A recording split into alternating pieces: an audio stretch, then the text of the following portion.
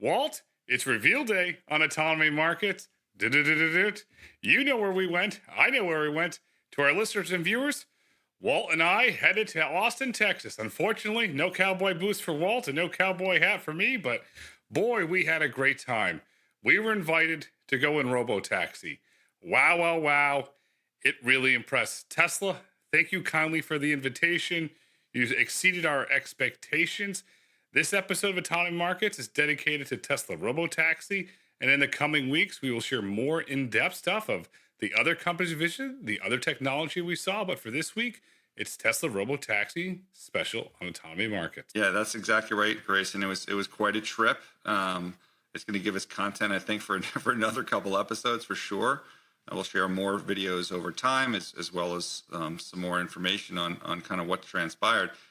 The way we're going to do this is we recorded a lot of this stuff in the back of the Robotaxi itself, which gave us, a flawless trips in order to do that. And in this first segment, we always have to show the first ride. Don't worry, there's not going to be lots of videos of just us, looking out the window. I'm sure you've seen plenty of those from 2 weeks ago. We'll give you our first impressions after a day, and then impressions after the 3 days of Robotaxi trips that we took. So without further ado, let's go to this first reel of clip. First ride. Let's go. See? First ride. Yeah. All right. And we're good.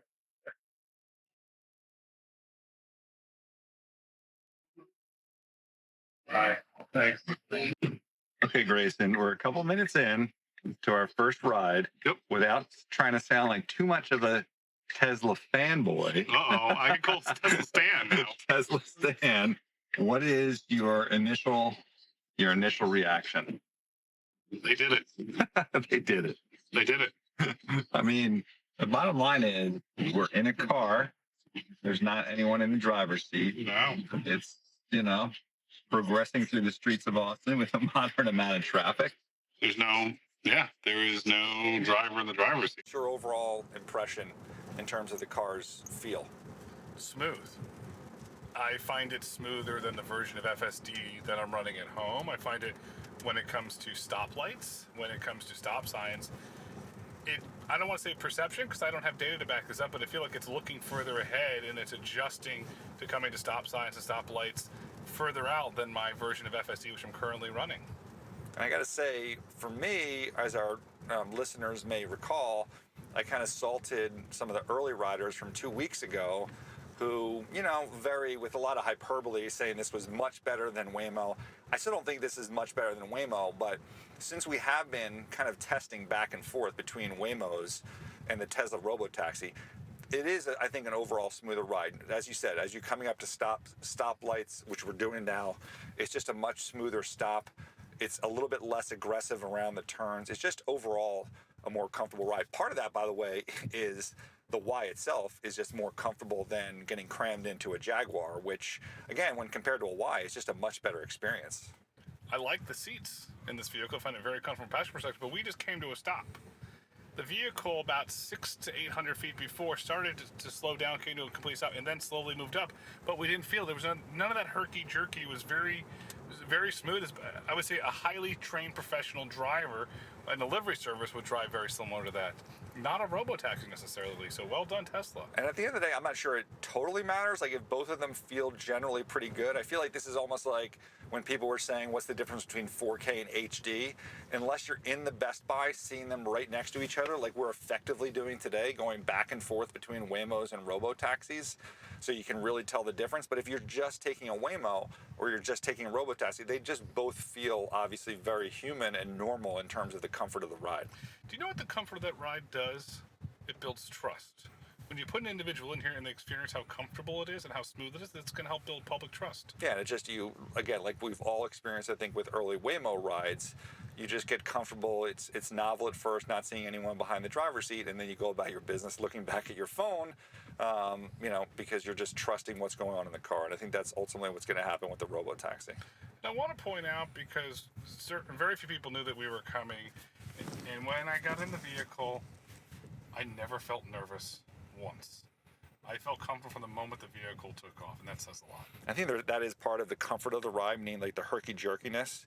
You're like, oh, if it's like making a sudden turn or like it breaks a little bit like some of the earlier versions of FSD did, it does make you nervous coming up to situations. But when you have a more comfortable ride, it reduces, I think, that nervousness about allowing the car to do what it's got to do. I came here uncertain what to expect, and I'm leaving here completely impressed with the performance of the vehicle. I mean, the bottom line is we've had 0 issues, like not even a short break, you know, like sometimes you have an FSD where, whether it's a shadow or whatever it is, like 0 issues with this software load. It just seems, you know, it seems ready. It's ready to scale. That's what I would say. I would say it's truly ready to scale. And we got the tweet from Mr. Musk last night that they're going to expand the ODD, so there's extreme confidence in the way it's performing. Right, so I guess, you know, we've already talked about this maybe in other segments, in that they've hit the next milestone, which is increasing the ODD in a matter of a couple of weeks, assuming that it does happen this weekend as Elon effectively promised.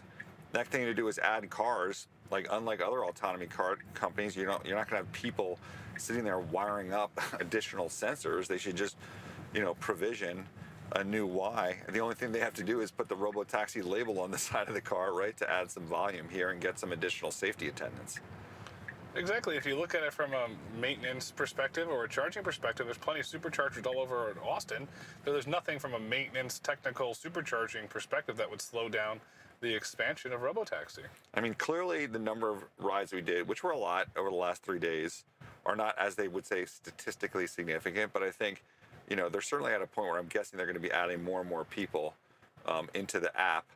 And, you know, given the focus on this company, if there's even the minor glitch, I'm sure we'll see it on YouTube or Reddit or wherever. So I'm not as concerned about that. I think we were more here to get a feel for the ride, which we've discussed in past segments. But I agree with you. Like, I am, you know, very surprised that we didn't even have the slightest glitch in any of the rides that we did. It's been a 10 out of 10 or 100 out of 100. It's truly performed, and it, as I said, it has completely exceeded my expectations. And we said this on a past podcast. Waymo, you have a real competitor now.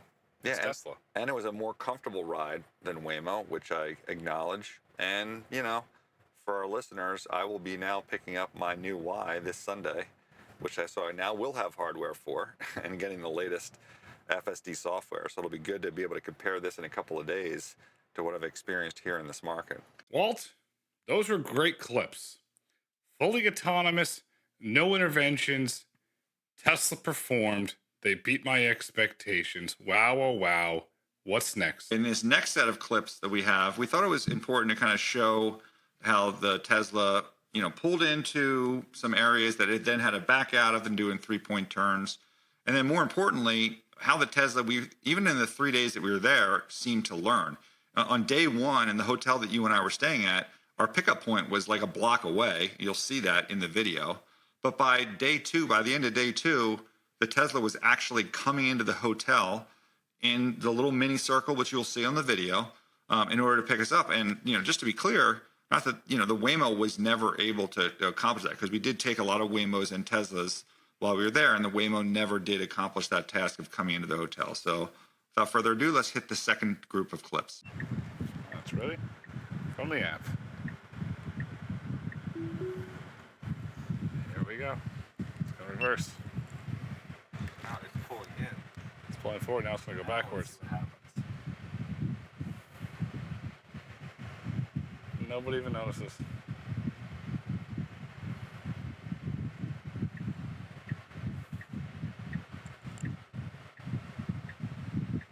Wonder why I pulled forward first.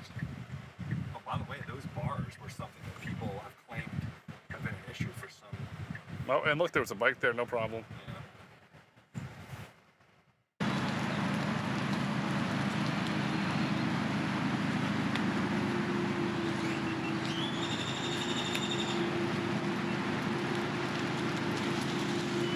The guy laughed, by the way, when we were joking about the switch.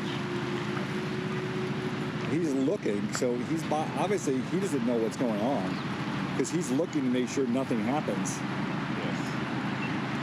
pick the place to go on a time. Oh, it's going to pick us right up in there in this little area. Oh, over there. So we got to walk there. So the first ride, does this hotel show in the service area? It does. It does. Service area. But the first ride then is like, Taking us up in the you parking got to lot. walk a block. So I wonder, that'll be an interesting thing to see, is how many of these rides, how far you're going to have to walk. Like, what's the average walk per pickup Let's time it. There she from where the comes. current location is? Looks like there she comes. So it looks like it's going to pull in here. I mean, that's what it shows, right? Yep. There it is. This is kind of a weird road in that, like, there's no pullover area.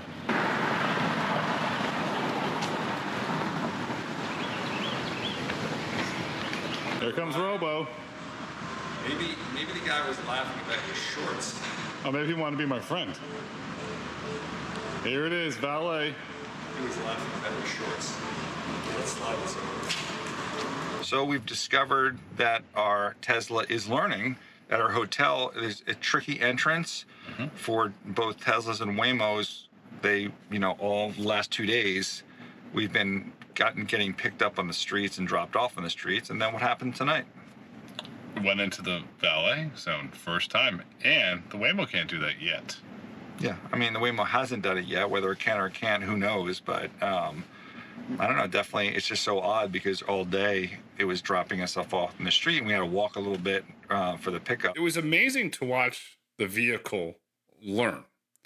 It's like watching a child go from walking to running. And it wasn't just the situation at the hotel. We also had another situation, Walt, as we were doing our grocery store experiment to see what would happen.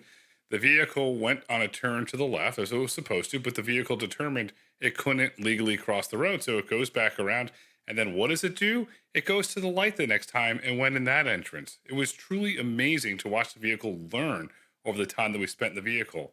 What's next? I mean, first of all, on that point, you're 100% right. I thought we were going to get stuck in an endless loop of it trying and trying and trying, but it just, rather than making the first left, it basically made the second left to complete the task. That was impressive. So in our next group of videos, we came upon at one point at a supercharger a couple of Teslas that looked like they were preparing for an increased ODD. And that was clearly one of our takeaways, that things were going so well, it was just a matter of time that the ODD expanded. So we commented on that a little bit. And thankfully, while we were there doing all these test rides, obviously Elon tweeted out that, in fact, Austin will be increasing. So let's go to those clips now. All right, Grayson, look what we found here. We got a drop off at a Target. And we found some supercharger. And what do we have? We have two Tesla Model Y test vehicles. What are they up to? It looks like they're calibrating extra cameras, extra sensors on them. Is this a sign that Tesla's getting ready to ramp Robotaxi in Austin? Keep in mind, we're only 10 minutes from Giga where we are right now. What's coming next? Appears like Tesla's getting ready to ramp up. Well, we're having dinner. All suddenly, phones start buzzing. Elon's tweeting. No, he's not beefing with the president. No, it's not the American Party is hosting their Independence Day. It's Elon's expanding the Austin ODD for Robotaxi. What do you think? I mean, it made sense. We're almost on day 3.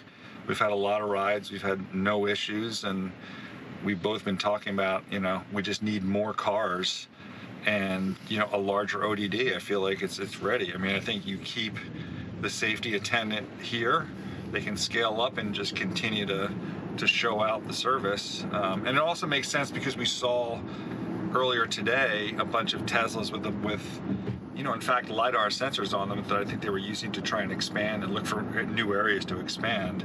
A couple of them at a charging, which I think we'll post some videos and pictures of later. Yeah, it's a positive step. It's a reinforcement that Tesla believes that the technology is ready to truly scale Robotaxi.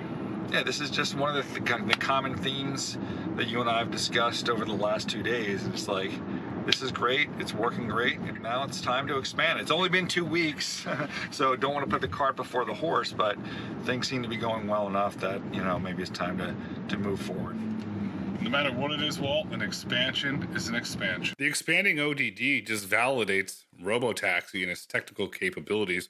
We're looking forward to seeing where they expand next. A little pitch and a plug for me. Please come to Florida. We have a great regulatory environment and would love you here. Walt, what are the next set of clips? So for our next group, it was hard not to notice just all the tons of Waymos there. So we chatted a little bit about that from the back of a Waymo, and also related something we found new in the Uber app that you were required to use in order to get a Waymo. And while we're talking about apps, I think, Grayson, you have a video here that broke down a little bit about how the Tesla app itself was performing. What a market for autonomy, seeing Zoox and AV Ride and Volkswagen and Waymos and Tesla, but the one that's kind of dominant, even though we're seeing autonomous cars everywhere, is Waymo. When Waymo first launched with Uber in this market, it was limited based on car volumes to whatever. I think we said 35 or 40. What do you think that number's up to now? I would say it has to be around 200 or so. When we were having breakfast yesterday, I looked out the window and I counted 13 Waymos. And you turn left, you turn right, you see a Waymo. They're everywhere. Yeah, it is crazy how many they're saying. I think 200 is probably around the right number. Probably room for expansion even more. Got to be hurting the UberX driver out there, or in my case, Uber Comfort, because we were getting Waymos, when I was selecting Uber Comfort. So it's got to be starting to impact, at least in this market, the human driver, given how many times you can easily get them. The only time that we've had a human driver is when we're outside of the ODD. Every other time we've been paired with a Waymo consistently. Yeah, so I would guess from, we know that Elon's expanding the ODD here for Tesla. I would guess that within a couple of weeks, you'll see also Waymo, given the number of cars that they have, also expand, their ODD in this market. And then it becomes interesting. It becomes a competition, per se, of who's going to expand faster and who's going to offer rides. And then when do we get pricing involved? When do we start to have a pricing war once the ODDs are very similar in size? I think we're so far off from that, given the limited number of overall cars, and given the fact that any of these autonomous cars are a higher quality than a human-driven car. More consistent, cleaner, more consistent ride. So I don't think you're going to see a price war anytime soon in the world of autonomy. If anything, it's the opposite, right? Uber Comfort they're going to drive that. When you have a separate Waymo, category, that 100% should and will be, I think, priced above where UberX is. It's going to be very interesting to watch to see how the market dynamics work out. I tell you, we're going to keep our eye on the Austin market. In my rush to book a Waymo, I actually hit Business Comfort, and in my settings, I had changed it to Waymo default, and they're now allocating me Waymos in Business Comfort, which obviously probably has a higher price than UberX. I think you might have been overcharged. Maybe, but I'm happy to have gotten a Waymo, frankly, rather than a human-driven Business Comfort, because of, again, the consistency of this ride, how it feels, the cleanliness, and even the temperature versus some of the human-driven Uber rides that we've all had to experience. The funny thing, though, every time we get into Waymo, 69 degrees. Every time we get into a Tesla, 66. Is that Waymo having a little fun? I don't know about that. I think it is. Another thing about the Uber app, from my perspective, the anxiety and the stress. Are we going to get a Waymo? Or are we not going to get a Waymo? Are we going to get a Waymo? We're not going to get a Waymo. A little bit of stress there. Well, it's only stress because we're very focused on autonomy and want to get those cars. But yeah, it does go back to, I'd love to be able to just not hope for a Waymo, but specifically select a Waymo.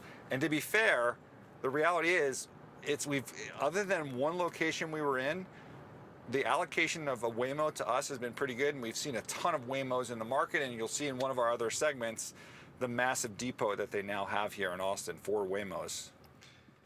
Andrew McDonald, sir, you tweeted me on X that a Robotaxi tier is coming after this time in Austin, sir. I think it's time to accelerate it because you got something special here. And don't forget to charge more, because this is a much better ride than any UberX. Even though Walt has to pay more, I agree this is a luxury product. We're in Austin, Grayson. How are you? Is this app part of your Tesla app, or is it a separate app? It's a separate app called Robotaxi, but it's linked to my Tesla account. My settings, my profiles for my Tesla Model 3 at home go in here. My account with my credit card on file with Tesla is in Robotaxi. Two separate apps, but one master account, which raises the question, Walt, does that accelerate the adoption of Tesla owners to using Robotaxi since it's all fully integrated into your account? I mean, it definitely reduces friction. Anything that reduces friction in the world of payment, should enable that. It's not like you have, I mean, you still have to download another app. So I think at some point they'd have to integrate it into the app, which I keep open as a Tesla owner. So if they put it in the Tesla app, but even if it doesn't, to your point, if billing is connected, reducing friction is always positive for adoption. Because I didn't have to go through the hassle of getting out my credit card, putting in, I just put my email address in and logged in my Tesla credentials, and then boom, away it went. I mean, that's true, but at the end of the day, this is going to be a mass market product. So if you look at the sub-segment of the market, which is Tesla owners, I'm not sure that that's going to be the swing factor one way or another of this thing getting to scale. But I'll give you a little pushback. Best-selling car in the world, Tesla Model Y. That's the car we're in now. Sure. Well, we'll see. I mean, it's incrementally positive. I just don't agree that it's a dramatic difference in how they can get to scale. I disagree, and that's what makes this podcast fun. Exactly. Robotaxi app is great. It's fully integrated in my Tesla account. It's a seamless experience. What I'm watching for is Robotaxi app eventually merge into the Tesla app. Walt, what are the next clips? I mean, we already talked in the first segment, in the clips at least, of how we felt the Tesla was a smoother ride than the Waymo. In this next group, we saw some difference in the performance of how these Waymo cars pulled up to grocery store, parking lots versus the Tesla, and also what type of roads they took. So a little bit of comparison discussion between Waymos and Teslas in Austin. One of the things that I've already noticed, because we have been kind of swapping back and forth with Waymo rides, is it seems like, so far at least, Teslas like to take main roads, and Waymo is taking a lot of back roads. What do you think that means, if anything? Could it be a speed issue? The Teslas they're more confident driving faster than the Waymos. To me, it's really a routing issue, which goes to who's routing the algo for the Waymo since it operates Uber. Is it an Uber routing algorithm, or is it a Waymo routing algorithm, or is it a speed issue? The Tesla clearly has no problem driving at higher speeds here in Austin. It's something I'm very curious about. I mean, we were in a Waymo that I think was traveling 50 miles an hour. It was adjacent to the highway, so it was certainly capable of doing higher speeds on that road. But I think you're right. Their algo seems to be sending us more in the back roads. And it reminds me of when I was in LA. And in that case, it was clearly staying away from the highways, which made what would have been a 20-minute trip a 40-minute trip, staying off the highway. But it seems to apply that here, not staying off highways, but again, staying off main strips. This might just be our limited sample size, so it's hard to say we'll be taking more Waymos over the course of the next 2 days, but it was an interesting observation. But let's get another data point. We have taken human-driven Uber since we've been here, and the routing has been odd, to say the least, with a lot of back roads versus main roads. So it's another data point that perhaps it's the Uber routing algorithm. Yeah, it's definitely possible there. I mean, I've taken Ubers, back in New York, where sometimes they set it to avoid the tolls and they take, a circuitous route as opposed to a faster route that costs them money. But I don't think that they would set the Waymo up to do that. But yes, you're right. It could just be a Uber issue as opposed to a Waymo issue because it's sending it the location. Although I think we just met with someone that in Autonomy that was saying typically what happens if Uber has a partner is they send the location and the algo of the autonomous company will determine what the route is. So while you're right, Grayson, it may be Uber. I still think it's a Waymo decision to do that. To the Waymo viewers, write in and let Walt and I know. Does Uber set the algorithm in Austin, or does Waymo set the algorithm? We'd love to know. So we're on our way back to a supermarket, and we've kind of discovered something interesting by accident. First, we took our Tesla to a supermarket because we were asked, that's been a challenge for other autonomy companies in terms of how they drop people off at supermarkets. And we went right to the curb, and then when we got there, I was in a bit of a rush. Walt got a phone call because he wrote the most read paper on the Bloomberg terminal. Should Tim Cook resign as CEO of Apple? My opinion, time for a product guy. Walt put it out there, and guess what? Ring, ring, ring. Hello, CNBC. On went Walt. Right, so I was a little worried about getting in time for the hit. So I hit up a Waymo because when we got out of the car, the Tesla, for whatever reason, it doesn't allocate you to the Tesla you just get out of. So we were going to wait for 25 minutes. So my anxiety started kicking in about getting back in time for the CNBC hit. And, so I hit up a Waymo, which ultimately came basically at the same time as your Tesla. It did. But as our viewer Chuck Price pointed out, there's a big difference. And guess what we found out? The Waymo picked Walt up in the middle of the parking lot, blocking the cart lady when Mrs. Cart can't go in there and get it. You blocked it. Yeah, I was blocking a couple of different cars. So it's kind of a weird thing. I'm not sure why Waymo is doing that. It's definitely safer to go all the way to the curb than in the middle of the parking lot. But we're going to test it again. We're headed to another supermarket, and we're going to call up a Waymo and see where it tries to pick us up. And you know where the Tesla picked us up? Curbside. The grocery store test? That's an interesting test because it's something that we do every day. Chuck Price, thank you so much for pointing it out to us and for giving us the inspiration idea to do it. Walt, what's next? So in this next group, we kind of put a couple together. First, we talked about why is this even occurring in Austin as opposed to other markets. We talked about, we thought long term with private ownership, because this could be a huge opportunity for private ownership. So when we saw these sensors and we actually saw a depot where sensors were maintained, what that might mean in the long term.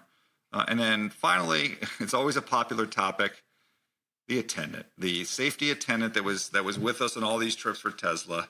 We have a clip commenting about our attendant. To Tesla, the attendants are fantastic. To the listeners and viewers who have not had the chance to go into a Robotaxi, say, how are you today? What can you tell me? Visit tesla.com/Robotaxi. What's the weather outside? Tesla.com/Robotaxi. Let's roll the clips. A lot of people believe that we're here in Austin because Texas is open for business regulatory wise. And then Austin's a city where you get a good diverse group of people willing to live.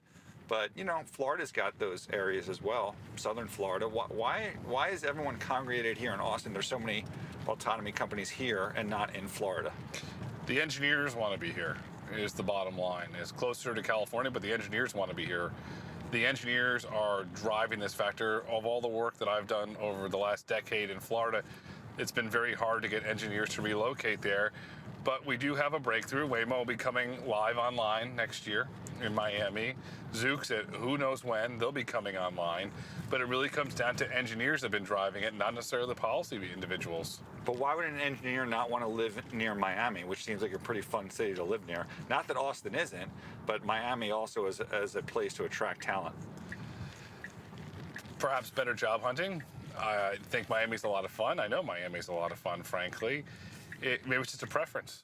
I have no idea what attracts engineers here. Maybe it is the cluster of engineers that are already here, where in Miami there's not necessarily that cluster. I mean, there has been a lot of venture guys over COVID that were trying to attract people to Miami, but the reality is Austin has had, I think, a long history of technology companies that are here. So, I think that's probably contributes to it as well.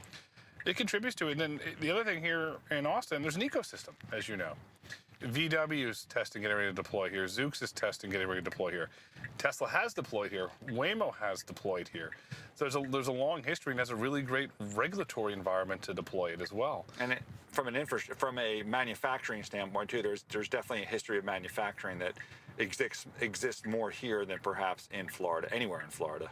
Another thing that occurred to me in taking these rides, and just, again, noticing how people don't really notice us in these robotaxis because there's not a ton of sensors on there, is, as we get 5-10 years down the road into private ownership, the maintenance of a lot of these sensitive LiDARs and things that are on competing vehicles, and how that might restrict, or maybe create a whole new cottage industry, but restrict, willingness to purchase cars that have to have sensors that might need to get recalibrated in services. I mean, we saw a massive service depot that Waymo has with a Vomo. I don't know. What are your thoughts? I don't know how you're going to be able to scale a personally autonomous vehicle with LiDAR and radar, because the way the Tesla's built is a camera vision-based system. It's a simple software update to fix it, so the maintenance costs go down tremendously. I mean, the answer is you make more durable sensors. You don't have spinning LiDAR. You have solid-state LiDAR. I think what you'll probably see with Waymos going forward is fewer and fewer sensors. I'm not going to say that they'll get rid of LiDAR, but maybe fewer LiDAR and less sensors to have to maintain. But it's something to consider when you think about longer-term adoption of autonomous privately owned vehicles. And then you also have to think about the service aspect. How are they going to be serviced when they have to go in for service? Yeah, for sure. So anyway, just another tangent on spending multiple days in the hotbed of autonomy right now, Austin, Texas. Yeehaw. Well, that's it. We're not going to inundate you with a ton of clips, at least in week one. That's all we're going to share with you this week. But before we go out with our final recorded clip, Grayson, is there anything else you wanted to add that we didn't hit today? The one thing I'd like to add is that the robotaxis blended into the environment. Nobody notices us except one gentleman. And you know what that gentleman was driving? A Cybertruck. We got a big smile, a thumbs up, keep going, rocking and rolling. So one Cybertruck driver. Everybody else around Austin didn't even notice that we were there. We just simply blended in. And we pulled up to stoplights. People would not look over. When we got out of the cars with all of our gear, the GoPros, the mics and everything, no one really asked us. Meanwhile, still, these Waymos, even though there's tons of these Waymos in the market, they're still being treated like a science project, a Disney ride, and they attract a lot of attention because of all of the sensors. And, you know, it kind of reminds me of stuff that we heard from Uber in terms of Austin, in terms of expanding the market. The market's expanded because there are tourist type interest in driving these cars because of all these sensors. But I guess the question then is, what does that really mean going forward if the Tesla car just kind of blends in with the rest of the car environment? It could be viewed as a strategic advantage as it scales. I mean, it's possible. It's certainly, at the end of the day, what's going to grow this market is not necessarily, you know, being a tourist ride, being a Disney attraction, because as we've already seen in Austin, that only gets you to a certain amount. What this industry is about is taking percentage of miles driven on the road from 1 or 2%, which is where it's at today for rideshare, to 10, 15, 20%, or just even for autonomy, whether privately owned or rideshare. So maybe utility is more important. And frankly, you know, at CES a couple of years ago, I sat on panels or watched panels where they were meeting with community leaders, and the community leaders were talking about, hey, if you're going to have these cars with these these sensors coming into our neighborhoods, we need to work together as a community so that everyone's pleased with what's going on. So maybe it's something that facilitates easier adoption on a market by market basis. That's a very valid point, and I'll say it could, because Model Ys are part of a majority of the communities around the United States. It's the best-selling vehicle in the world outside of China, minus the BYD vehicle. So it's just another member of the community that potentially could accelerate that adoption, and it could also help to build that trust. And when you get to personally owned autonomous vehicles, I think that's when you're really going to see the acceleration there, because it's not like, oh, the Jetson Mobile showed up at Mr. Smith's house. No, oh, it's the Model Y. Oh, it's cool. My wife has one. And so it starts to build that trust and build that adoption. I mean, the counter argument to this is you want people to see these autonomous cars in the community so they get comfortable with them and they try and get in them. And, you know, you build adoption that way. So I don't know. This is one of those things. We've had great listener feedback in prior weeks. What do you, the listeners, think? Is it better for Tesla to blend in, or is it better to have, you know, big logos on them, you know, identify them as the robotaxis in the community? Let us know, you know, in the comments. Let us know in the comments. And while you're at it, let us know what you think of putting signs on the vehicles to identify them. What do you think there? Should there be emojis to communicate people? Let us know that as well. And as always, thanks for tuning in. Thanks for tuning in, and we'll just sign out with this last clip. See you next week. See you next week. Here we are again. We're back at it, Walt. We're not dancing in the rain. We're driving in the rain. That is true. We're now in rainy conditions, and no, the service hasn't shut down here in Austin for Tesla's Robotaxi service. The other thing that we mentioned that, you know, I think we noticed, I think everyone saw in a lot of these initial videos, the attendant in the car, they have their hand on the door. Who knows whether it's a kill switch or not. The other way for them to potentially stop the car is on that screen, you have pull over, stop in lane, and support. And I think one of the things that we noticed, Grayson, is I don't see any fingerprints on the screen. And we both know, having Teslas, how easily it is to put fingerprints on there. Dozens of rides, no smudges. It's a clear sign. I mean, it's at least one sign. Again, you know, there is the kind of the hand on the door, which could be a trigger. I don't know. We were talking earlier about how whether maybe when the attendant finally leaves the car, they don't want bad actors hopping out of the car mid-ride, and maybe the entire car is wired up to basically, if someone tries to open the door, to stop the car in the lane to prevent any issues. But Could be. We'll find out once the safety attendant is removed at some point. When that is, we don't know, but we believe it will be soon. I also think it's not that Tesla's the first company to have the attendant in the passenger seat, but I think that you'll see that as a rising trend among autonomy companies, because not having someone behind the wheel is obviously very impressive for whoever happens to hop in the car. You still have someone there to effectively stop the car when you need to, but I think you'll see more and more as companies go through their different models that someone sits in the passenger seat. I'll call it the attendant seat, as opposed to behind the wheel. I think it's a positive step, and it also emphasizes safety, that they're doing this in a very diligent manner. Yeah, I mean, that gets back to the whole safety model or the safety culture that we talked about before, but we don't need to go back into that. Anyway, here we are in the rain, no smudges on the screen. No smudges on the screen, no smudges on the sensors, no LiDAR, cars driving in the rain. Let's just show the windshield wipers going. There we go. Just to prove that. I mean, it's obviously a light rain, not exactly a super test, but I think there was some speculation that these things would stop in any type of rain, so we're still going. Still going. Walt, we took Autonomy Markets on the road. I just want to say thank you. I had a ton of fun with you. It was great, and we have some additional road trip plans throughout the year. I mean, this is a new feature of Autonomy Markets, but yeah, that's a wrap on Austin. What a great 3 days. Look for more road trips from us. Look for weeks of content coming from Autonomy Markets, and be sure to tune in every Saturday at 10 a.m. on your favorite podcast platform. The future is bright. The future is autonomous. The future is keep Austin autonomous.